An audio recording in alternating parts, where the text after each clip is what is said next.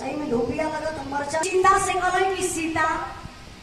आज हम पिताजी का सपना देख लिए हो। सपना में पिताजी अइले अब पिताजी बड़ा निराश लगत रहा। कहला कि हमारा आत्मा तीनों लोग 14 भुवन में भ्रमण करत बा, हमारे आत्मा के शांति ना मिलत बा। बेटा हमार पिंडा दान करके हमारे आत्मा के शांति दिवा देता। सीता जी काली तब कैसे पिंडा दानवा होई। भगवान राम गण चला सीता माता पहुंचले फाल्गु नदी के किनारे जो बिहार गया बोध में पड़ेगा, जहाँ माता पिताजी जो आज के जजमान है आप लोग वहाँ जरूर गए रहिए पिंडा दान करे बदे। तो भगवान रामचंद्र जी सीता माता जब फाल्गु नदी के किनारे गए तो सीता फाल्गु नदी के किनारे तो होत कब मास्टर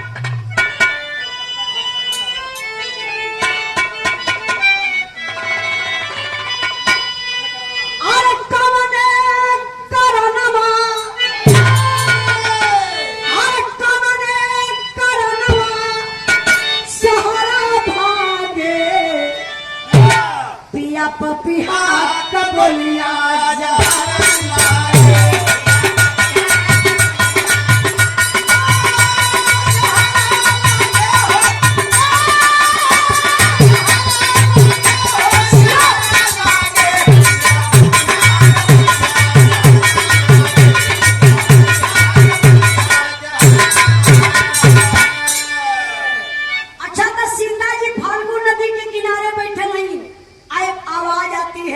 आकाशवाणी होती है। आवाज कैसे आई मास्टर साहब? अरे केहू बोलल पत्ता बले, अरे केहू बोलल पत्ता बले, ठिठुकी गईली सिया सुन के या बजिया चुकी गई।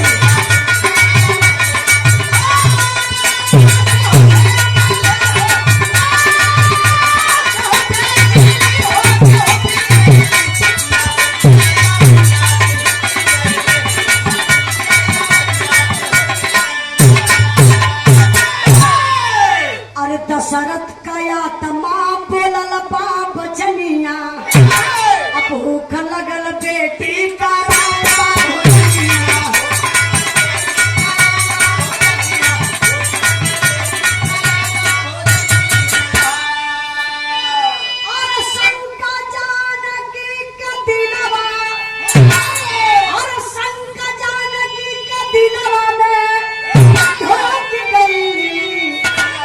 सुन के या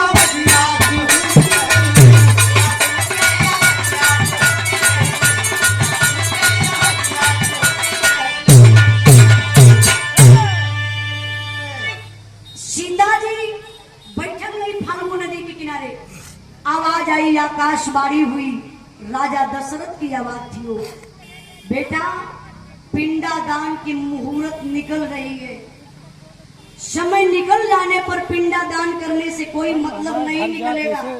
फिर हमारी आत्मा तीनों लोग 14 भुवन में भ्रमणती रह जाएगी, आत्मा को शांति नहीं मिलेगी। बेटा पिंडा दान कर दो। सीता काली की माँ मास्टर साहब राजकुमार यादव छोटी इटौरी से बड़े भैया जी की तरफ से विराह के भाव पर 100 रुपए का पुरस्कार आपके चरणों में बहुत बहुत राम आशीर्वाद पहुंचा रही। ध्यान दे विराह पर बाबू। अब सीता जी काली की पिताजी हमारा पास तो कोनो पूजा का सामग्री न बा, हम पिंडा दान करी कैसे। फिर एक आवाज आई, आकाशवाणी हुई, बेटा जहां तुम बैठी हो उसी के बगल में देखो मेरा एक हाथ है। ऐसे ही फाल्गु नदिया में थे हाथ निकल रहा। राजा दशरथ कही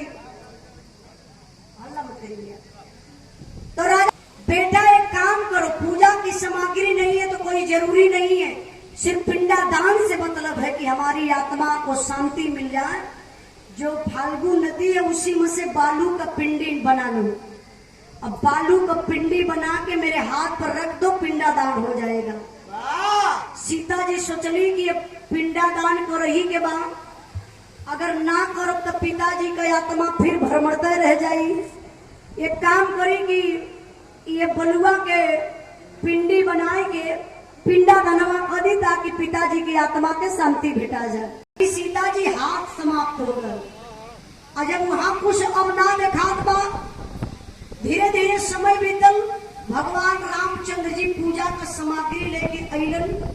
सीता जी से मुस्कियाए के कहे कि चला बाबूजी का पिटा। जब सीता जी इतनी बतिया सुन ली तब का होता मास्टर साहब, 1 मिनट रुकल लगा। कचौड़ी गल सो